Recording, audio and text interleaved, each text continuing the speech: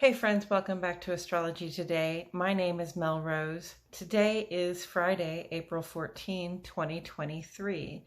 The sun is in Aries right down here, the last 10 days of its transit here in the first sign of the zodiac, the first month of the solar year. So, it's been a lot of brave new beginnings, right? A lot of courageous hearts and activity, and hopefully this sense of initiative, this desire to sort of take command of things in our personal lives according to the way we would have them personally, because Aries is also all about the self and the personal identity.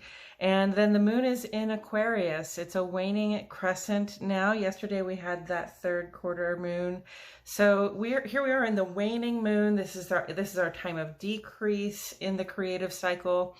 And we have just changed, sort of shifted gears between planning to let go of some things to going ahead and letting go of some things, right? So just like that, sometimes some things that we might have been hanging on to or undecided about are gone out the door now, right?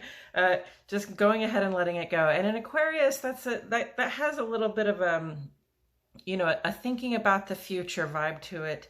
Where we're dissatisfied with the way certain things went, and we're just going to turn our attention toward whatever is coming up next for us. So leaving this stuff behind, the things that we are necessarily losing from our lives at this time, we feel sort of dispassionate about it. We just feel sort of ready to be done and take this action to get rid of this extra stuff, including thoughts, attitudes, dispositions, emotional crutches that we've held on to for one reason or another. We just don't feel that upset about letting certain things go at this time. Okay, so that's really good. And Aries and Aquarius together, that always makes me think of fighting the good fight, because Aquarius is very humanitarian. Aries thinks about the self, but Aquarius really thinks about everybody else, right? So under this vibration, we're kind of including ourselves in the world of everybody, right? And we realize that what lifts and supports us has to lift and support everybody, and that if it lifts and supports us without doing that for everybody, it's got to kind of go as well. So today, Venus is going to culminate its square with Saturn. And, this is bringing about some difficulty probably in some of our romantic relationships. I know of a couple of romantic relationships that are sort of hitting the skids right now. So it's not a surprise to me, because this tension has been building up. These two planets have been growing in strength, growing in the strength of their square aspect for a few days, and they're going to be with us through about the 20th here. So this is the hump, friends.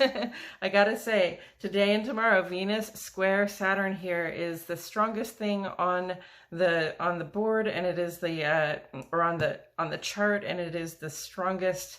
It has the strongest impact on our lives. So Venus, this is about what we like, love, and can't get enough of, those people and things that we value, and, making sure that we have what we need, making sure that our loved ones have what they need.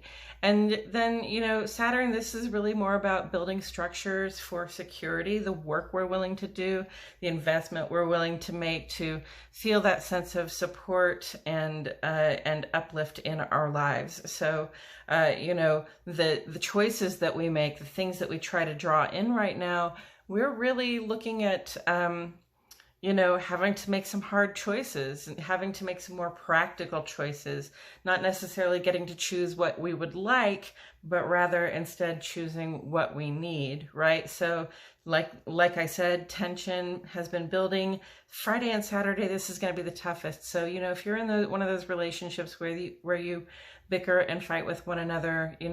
Be careful with one another. Even if you don't like somebody very well right now, if you're close enough with them to bicker, you probably do care for them in some way, and we don't want to say things that we will regret, right?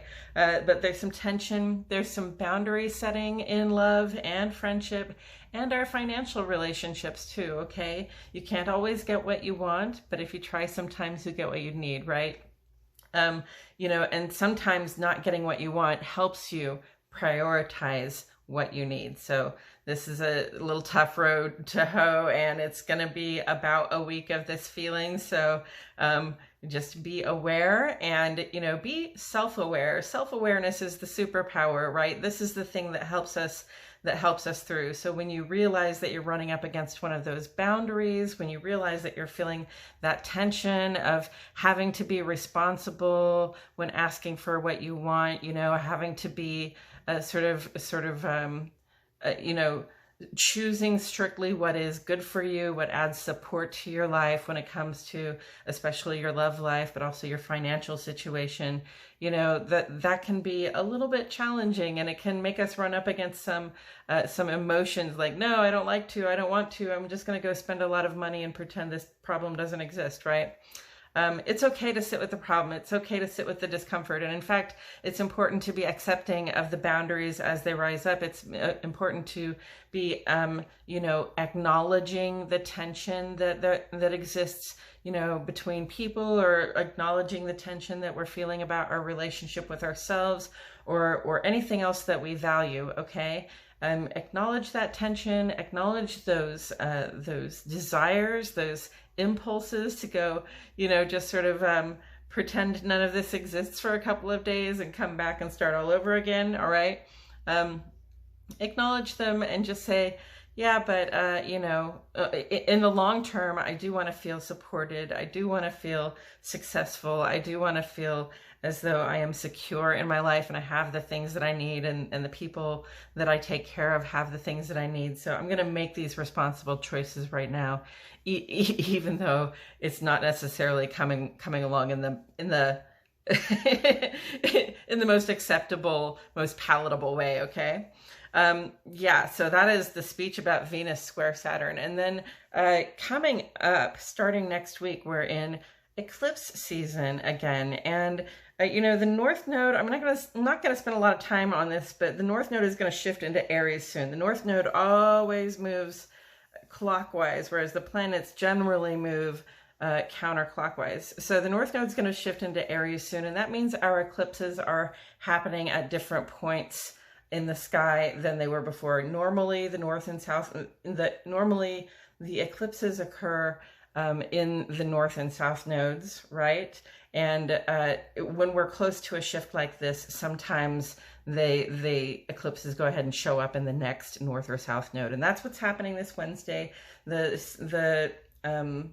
The moon is going to be in Aries. The sun is going to be in Aries. This is the second new moon in Aries this month, right? So we got fired up at the beginning of the month with a nice full moon, not a nice full moon, a nice new moon in Aries. That was our clean slate, and fire does purify. So it was a really good place to make a fresh start. And then we went through the month, right? We had the full moon in Libra, and full moon in Libra gave us a nice balancing point, a time to, shift out of that sense of self, and also think about the other people that we rely on for the support and for the ability to keep driving toward our goals like we do.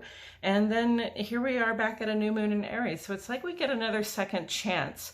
We get a second chance at that fiery, fresh new start. Okay, so if things didn't go the way you thought that they should since the last new moon, now's the time to go ahead and get your fiery new moon started. Okay, like go ahead and get down to the business of pushing those things out that no longer serve a good purpose for you, so that when we come to that new moon next Wednesday, you'll be able to make a nice new start. But then we're also going to have a solar eclipse that day, and I'm going to say you won't be able to see the solar eclipse in North America. If you're in North America where I am, you won't be able to see it. I think it's going to be in parts of like Southeast Asia that you can see it, New Zealand, Australia. It's sort of that that southern half of the Eastern Hemisphere. So those of you in Australia that watch, thank you so much for watching. Those of you in Southeast Asia that watch, thank you so much for watching. And let us know if you get some good, let us know how the eclipse affects you, but also, let us know if anything wild happens around the eclipse. Here in the northern part of the Western Hemisphere, we're not going to see anything about this solar eclipse coming up on the 19th next week, but that doesn't mean that it doesn't have an effect in our lives, okay? Eclipses bring a kind of chaotic, anything can happen reason, right? Like, if you take the Super 8 ball and you just shake it really hard, that's what an eclipse is, right? So it turns our yeses into maybes and sort of bubbles things up and confuses things and can leave us a little discombobulated. So it's not necessarily something we really go out to celebrate. And if anything, it's a time to lay low, to sort of relax, unwind, reflect, and with the new moon, it's appropriate to be relaxing and unwinding and reflecting anyway, because we're coming back into the present moment as we shift gears from letting stuff go to creating our new life, right? Okay, so that solar eclipse is on Wednesday, and that will happen around 8:30 in the evening, my time. So, double whammy, and definitely not going to see it because it'll be dark out here. So, like I said, visible in Southeast Asia, Australia, Pacific, and Indian Oceans, and Antarctica. So hopefully maybe we'll hear from some of you and see what your experience of that eclipse was in the physical world. And then coming up, not very much after that, a couple weeks later, we'll have a lunar eclipse on Friday, May 5th. That will be visible throughout the Eastern Hemisphere and Antarctica. And then we'll have a solar eclipse again later this year in Libra. That lunar eclipse is in Scorpio, so it's going to be a really deep introspection sort of